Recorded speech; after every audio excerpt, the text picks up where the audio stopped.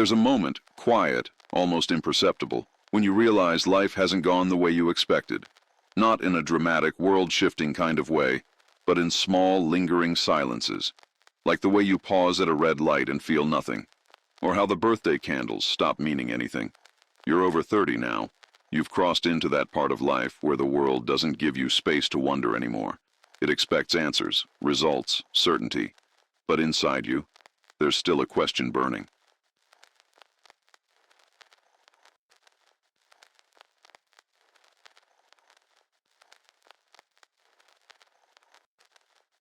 Am I too late? This is where the silence begins. And in that silence, reading returns. Not as a hobby, but as a lifeline. You see, your brain hasn't stopped growing. It hasn't frozen in place with the bills, the routines, the jobs you didn't love. It's still listening, still learning, still capable of becoming someone entirely new. But only if you speak to it in a language it remembers.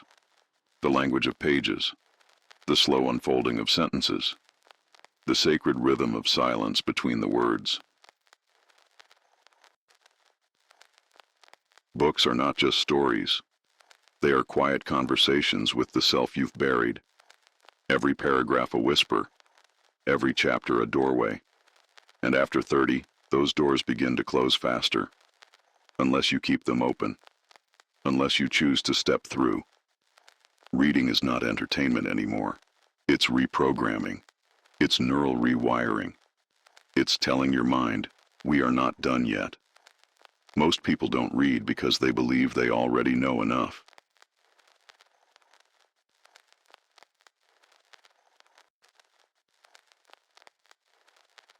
But the truth is, the older we get, the more lies we carry.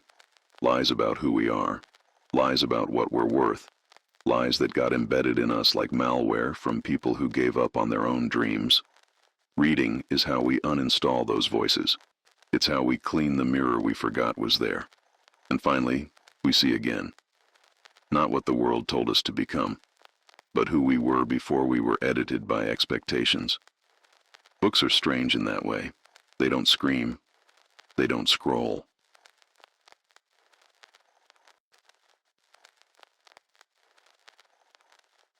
They don't beg for attention. They wait, quietly, patiently, until you are ready to remember. Because reading doesn't just give you knowledge, it gives you back your inner voice. The one that's been drowned out by timelines and deadlines. The one that spoke clearly when you were a child, staring at the ceiling before bed, asking questions about the universe. She's still there, and she's waiting for you on page 237 of a book you've never heard of, the one that finds you when you stop looking.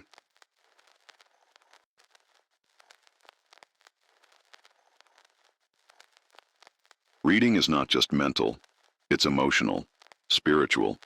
It teaches you how to sit with yourself, to hold stillness, to endure your own presence without flinching. And that, more than anything, is the healing. Because if you can sit with your own thoughts without running, you're no longer a prisoner to the noise. Books teach you how to be okay in the quiet. And after 30, quiet becomes rare. Too many people fear it. Fill it with distractions. Consume endlessly just to avoid themselves.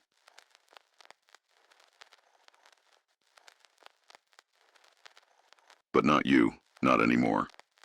If you're hearing this, it means something in you has already decided that the world's noise isn't enough, that something deeper is calling, that you're not here to repeat another meaningless cycle. You're here to wake up, but gently, not through another hustle routine or dopamine chase, but through silence, through slowness, through a single paragraph that cracks open the lie you've been living. Books do that. They're not magic. They're mirrors.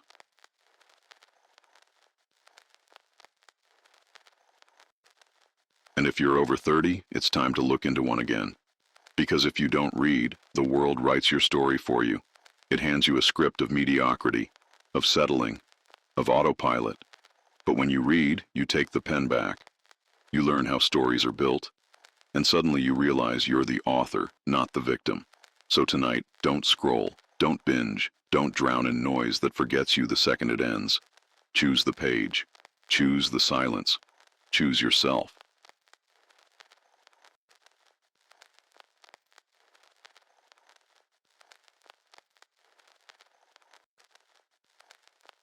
And remember, you're not late.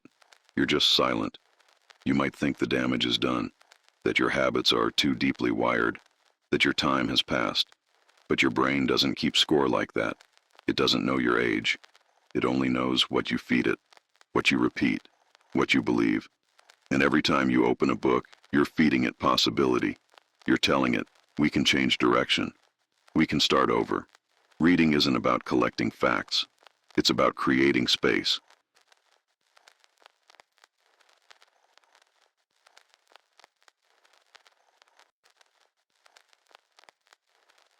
Space between your thoughts. Space between who you were and who you're becoming.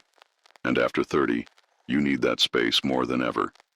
Because the world will keep asking you to rush, to keep up, to perform, to survive. But a book will whisper, you don't have to do it like this. That's why books are dangerous. They show you alternatives. They offer you lenses you didn't know existed. And if you read enough of them, you start to realize most people are blind to their own lives.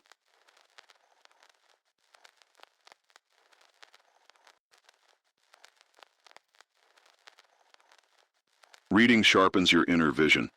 It teaches you pattern recognition. It gives you the language to name what you feel. And once you name it, you can change it. You can't fix what you don't understand. You can't transform what you can't describe. But books give you the words, the metaphors, the courage to look inward without breaking. You're not broken. You're unpracticed, untrained in the art of silence, of solitude, of reflection. And books are your dojo. Each chapter a new repetition.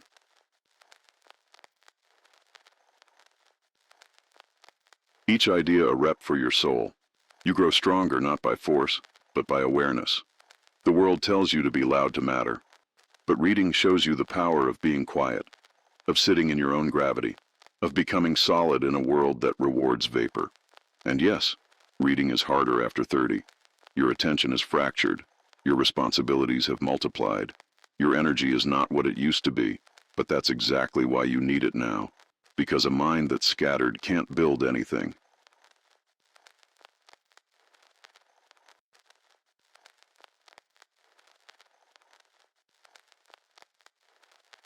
And you've built enough for others. It's time to build yourself. Pick up the book. Even if it's just one page. Even if it's just one paragraph. Because momentum starts small, and one sentence tonight can change the sentence of your entire life. You don't need a plan. You need a pause. A place to sit and remember that life is not a list. It's a story, and you get to write it. Every single night.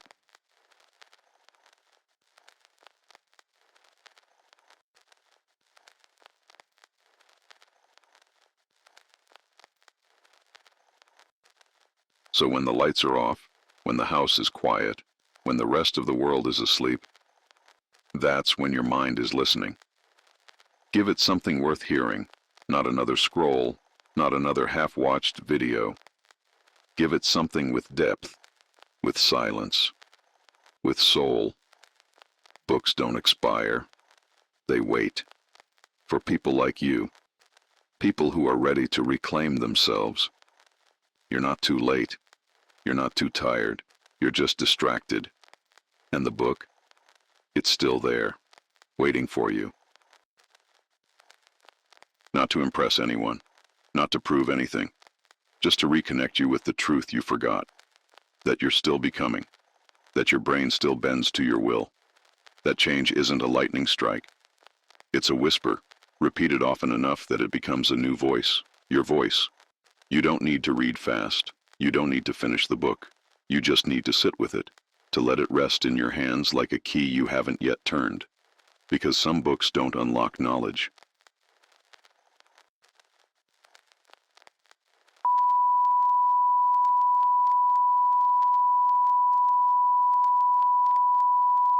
They unlock remembrance of who you used to be and who you've always been beneath the noise. Reading is not escape, it's excavation. It digs into the forgotten rooms of your mind, dusts off old dreams, sheds light on quiet disappointments, and shows you that even now, especially now, there's still time to rebuild. At 30, life becomes louder. Expectations, career, relationships, aging parents, restless nights. Everything seems to demand more of you, but a book demands less. It doesn't want your performance. It doesn't need your perfection. It only asks for presence. And in that presence, healing begins. Every paragraph you read rewires your brain, not just in science, but in soul. New pathways open. Old assumptions die. You stop being a script and start becoming a voice. That's why books are sacred. Not because of what they say, but because of what they stir in you. They ask the question no one else dares to. Who are you?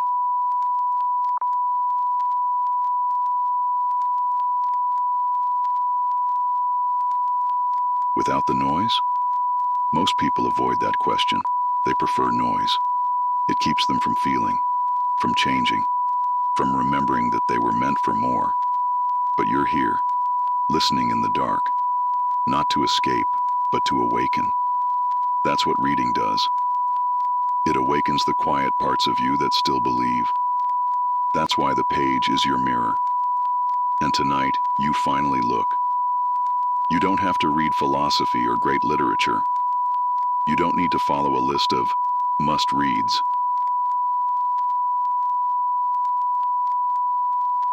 You just need to find the words that feel like oxygen, the ones that pull you back to life, the ones that remind you.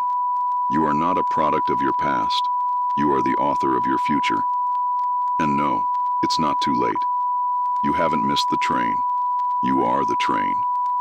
And it hasn't left yet. It's waiting for your decision. One book, one breath, one night at a time. Maybe you used to read, back when life felt slower, back when your dreams weren't buried under bills and broken routines.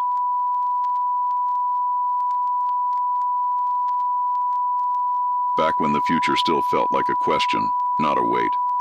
Maybe books were your escape then, but now they are your return, not to fantasy, but to the self you forgot in the chaos of becoming an adult. Reading is the rebellion against a world that wants you to consume, not contemplate, against a culture that tells you knowledge expires at graduation, against the lie that growth has an age limit. Every time you pick up a book after 30, you prove that your mind is still yours.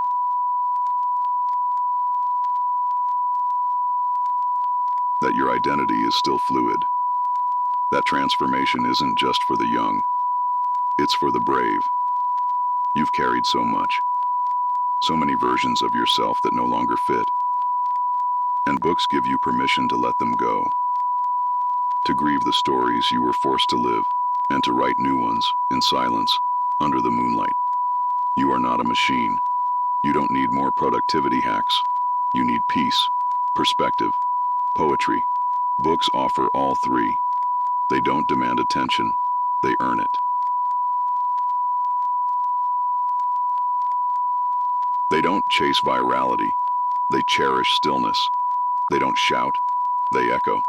And after 30, you finally learn the value of echoes. Because they stay. They bounce around inside you until something shifts, until something opens, until you stop surviving and start remembering. That's what this is, a quiet remembering, that you are more than your income, more than your status, more than your mistakes. You are potential, reawakened, and books are the spark.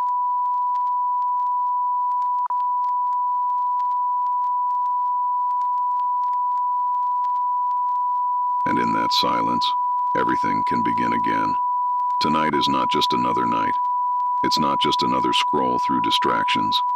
It's an invitation, a moment, a window that won't stay open forever.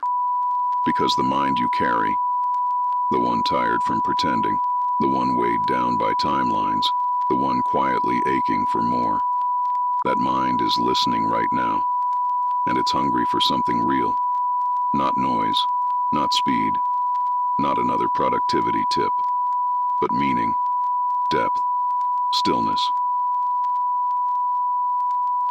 Reading gives you all of it, not instantly, not loudly, but faithfully. One page at a time, one breath at a time. If you're over 30, the world already assumes you're done changing. But that's exactly why you must surprise it. Not with noise, but with grace. Not with a scream, but with silence so profound it becomes strength.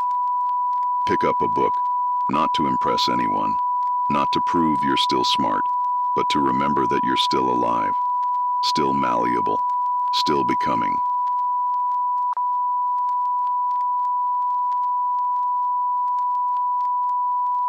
Let this be your quiet revolution.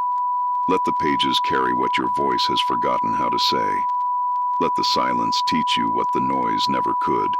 And as the night deepens, and the light dims, and the outside world fades into static, let the story begin. Not the one you were given, but the one you're about to write, line by line, alone, and finally, awake. You don't need to be loud to change your life. You don't need to be seen to grow. You just need to be still, to listen, to read. And when the page turns, so do you. You're not late, you're just silent, and the world will never expect what silence can become.